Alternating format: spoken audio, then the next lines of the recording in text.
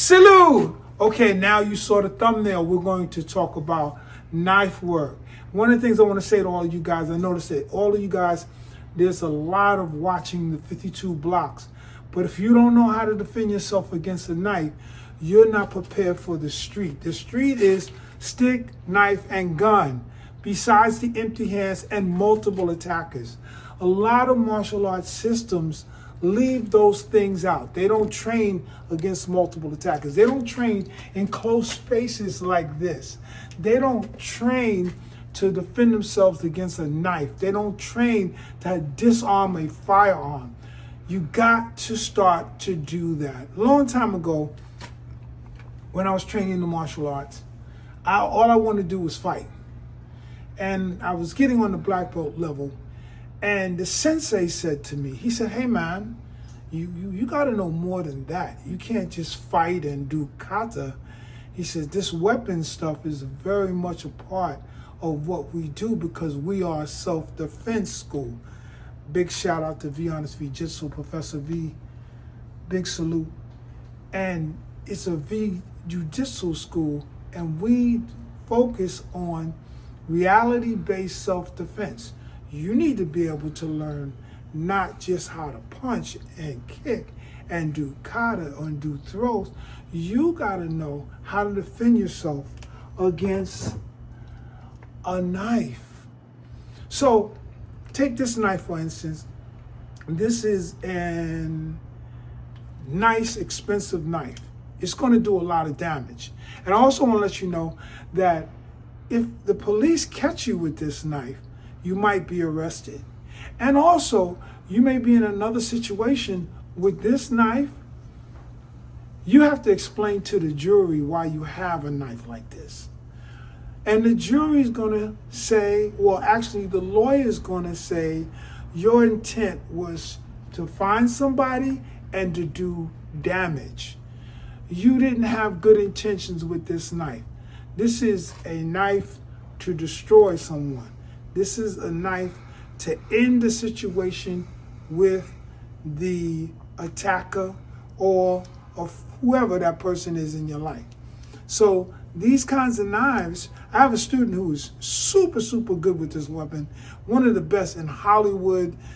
Shout out to Jay Coombs. He's just awesome.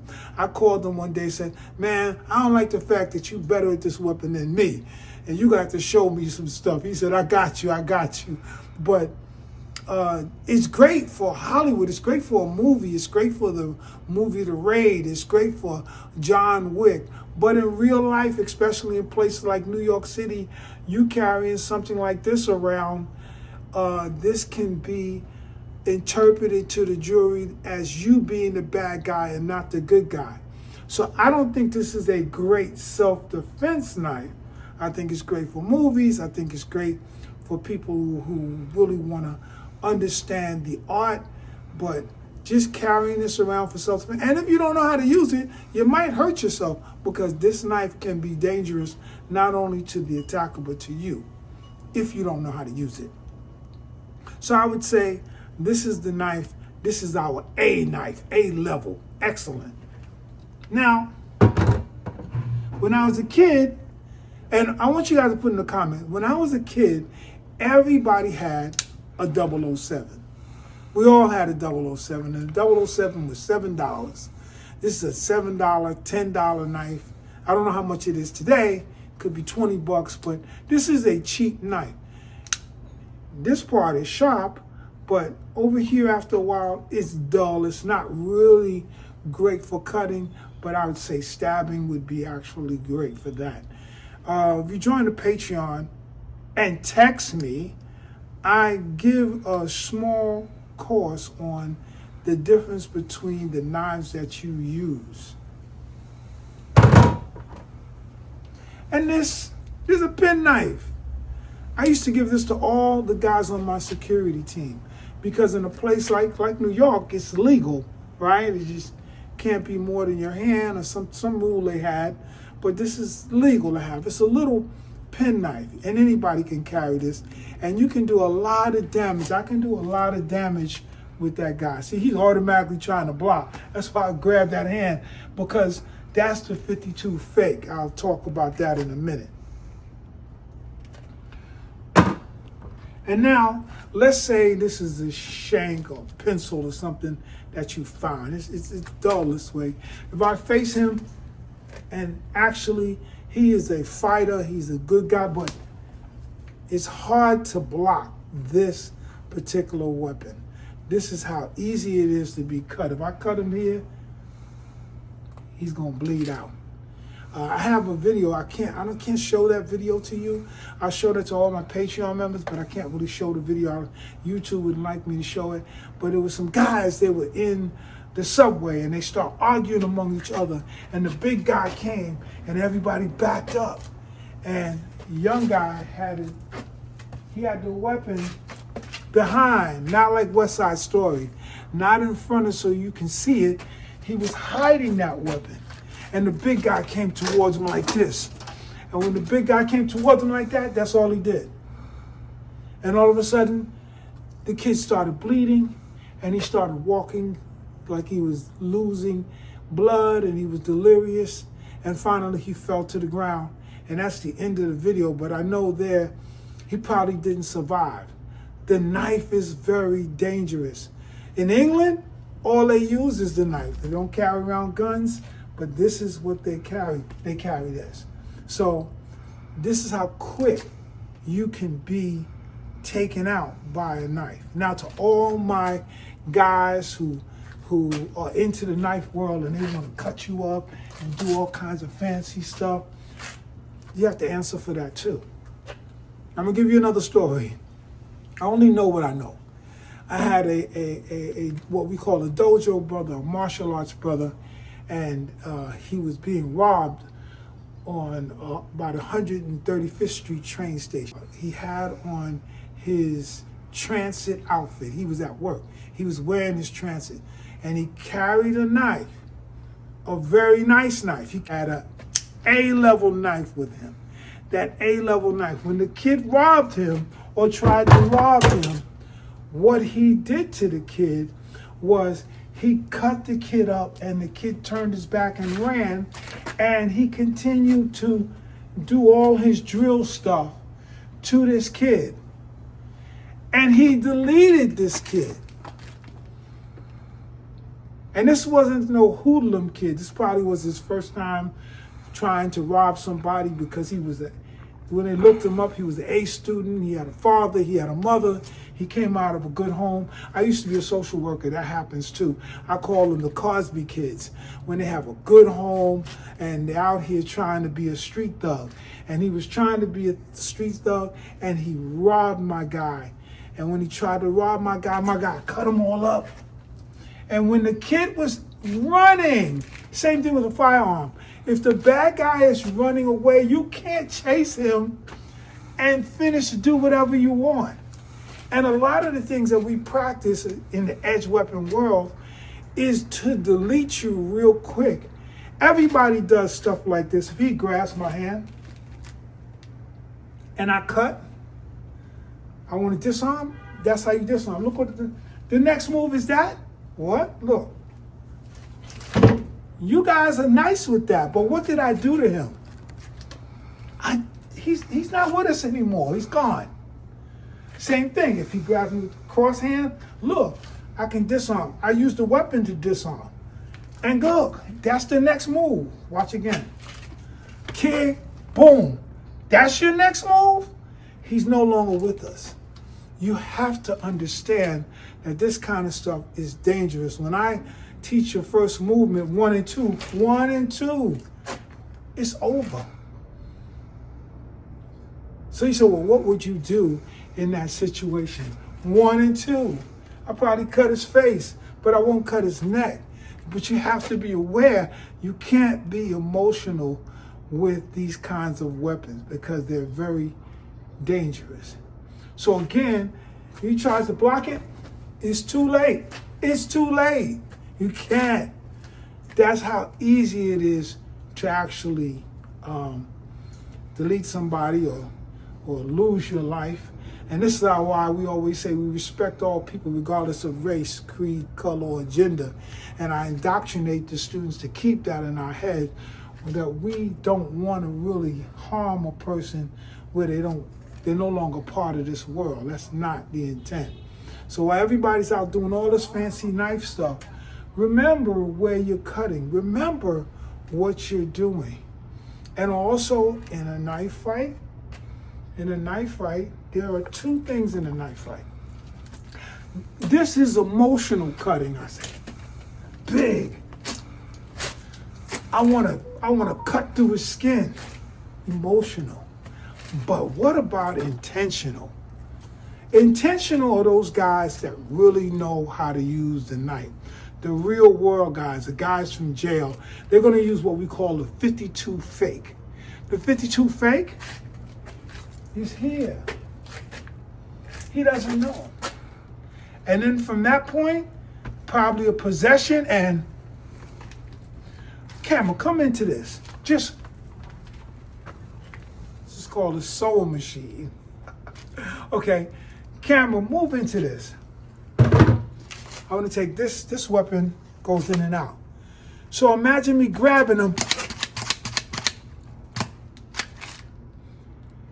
That's different. That's intentional. Remember I told you, one is emotional, but close up and deadly is intentional. And he's going to get that sewing machine. So a lot of times you see prisoners or people in jail, they survive the sewing machine because it's in and out. And it's not really tearing at the body, but it is puncturing the body and it can cause damage. So you have two types of attackers. You have a person that's emotionally trying to cut at you. They're emotionally swinging that weapon at you. And then you have people that are up close grabbing you and trying to stab you up and keep it close. Again, guys, so you know what we're talking about, that's the 52 block fake. That's the 52 fake. You fake him out. He thinks you just walking by him and then all of a sudden, sewing machine. That's something that you are hard to prepare for. It's very hard to prepare for. Now, we're going to talk about how to protect yourself. I'm going to show you very simple. Make sure I give him the right knife, right?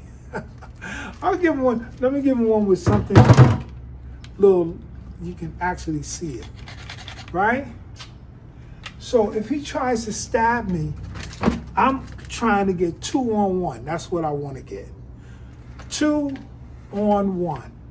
The two things I say that people have to really understand, if you take martial arts, especially if you're training a person like me, grip strength is very important. People say, what do I have to do to get better at this? I say, get yourself a squeezer and grip strength. You got to hold on to. Because in self-defense, we need to hold on to his clothes, hold on to the weapon, grip strength.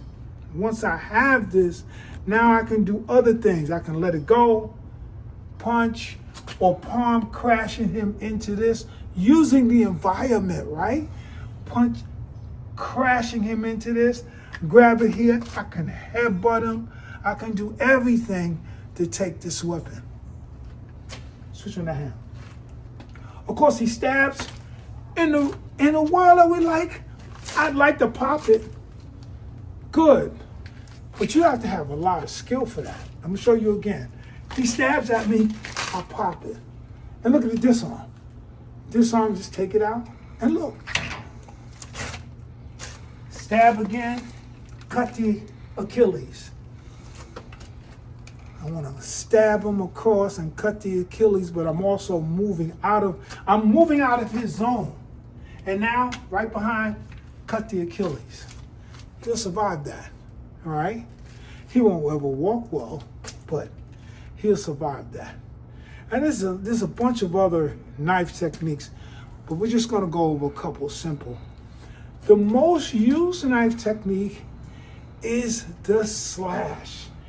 Just like a box cutter, that $1.50. Why do they call it a $1.50? Because usually you're gonna get 150 stitches. that $150 slash. You see a lot of people who've gotten that slash. So we call that the 1. And the next one is stabbing. Anything that's stabbing, and that is a 5, right? Go 1, 2, 3, 4, 5. As a 52 block man, I always say, what's the most used? So we know that that's the 1, and we know it's the 5. Stabbing you or slashing you. So the first thing you want to learn is how to protect yourself against that. It goes this way. And he's trying to slash. Come in. Look. What you don't want to do is, he's trying to slash, go out. You don't want to do that. He tries to slash me, come in, right? Once I have that, I can soften him up. I can kick him, scrape him, step on his foot, and also we always do the headbutt and what? Get those elbows, use that environment in there. I'm not worried about this weapon. Once I elbow him, I can headbutt him again, and now I can go for the weapon at any time. I can grab for the weapon. Learning how to grab the weapon is a skill within itself, and I'll talk about that another day. Learning how to grab the weapon, skill within itself, and I have control. Control, not damage. That, again, you've deleted him. Here, you've controlled him with the weapon. You can loop him under, and these are all the fancy stuff. You could have deleted him. And I'm really stressing that because the martial art world does that. A lot of fancy stuff, which is good, but it also has the bad. Because that guy that I talked to you about who was a transit worker, he went to jail. He did about 10 years, protecting himself from a person who was trying to rob him, and 10 years of his life gone, and his job gone. His life has totally been changed. So in defending yourself, you got to learn the laws of the land. What will the jury say for what you did? You want to see this again. Come to slash. Here, look, watch me use the environment. Take him here, run his hands right into the wall. You okay? Sorry about that. Mm-hmm. Take him here, I'll scrape his hand right against the wall until that weapon drops. I can redirect him. That's a problem. Knee him. Across the face. And look, you saw those movies where people are hitting it against the wall? Have you seen a movie like that? That really works. That really works. I have him, camera get him. I have him here. I hit him twice against this wall. He's gonna let it go. And always, guys want to do stuff like this. You gotta be really skillful to do that. So there's stuff you can do and stuff I would suggest you not do. But definitely the super today is about the 52 fate. There are 2 grips that are very important. There's the ice grip, learn to finish up against that, and there's the hammer, that hammer grip, and that 52 fate, where we'll be talking and all of a sudden, I'm pressing against him. Guys, I hope you enjoyed that. I just want to stress with you how important it is for you to learn how to defend yourself against a knife. Share this with your friends and other people and let them know that knife defense should be required by all martial arts systems. Unfortunately, it's not. I had to take several different martial arts systems to finally find the one who probably taught me what I wanted to learn or what I felt I needed to learn, because I knew that there's going to be multiple attackers at times. I knew that there was going to be some crazy guy that's going to take a knife out. I knew that some guy may hold a gun in my face. I heard about it, I've seen it, so I knew that my time may come. So I needed something that covered that, as opposed to just doing kata or just doing sparring. There's a lot more than to martial arts than that. And this is a self-defense channel. This is about personal self-defense and safety, not just about doing a bunch of crazy moves and all that. That's good, but it's not just about that. And I also want to teach you guys how that works, the 52 blocks. And the 52 blocks definitely has a knife component, and we've added a firearm component for you guys so you can go full circle, 360 degrees. Okay, guys. Salute. Well, like what you doing? I'm coming in here. I'm coming in here. Slice. Give it to me. Okay. So I'm here. Okay. We're just here. Cutting here. Slice. Turning the hand over. Slice. It says it's already cut. Slice. And give it to him. Okay. So this is what it looks like. Stand away. The attack is here.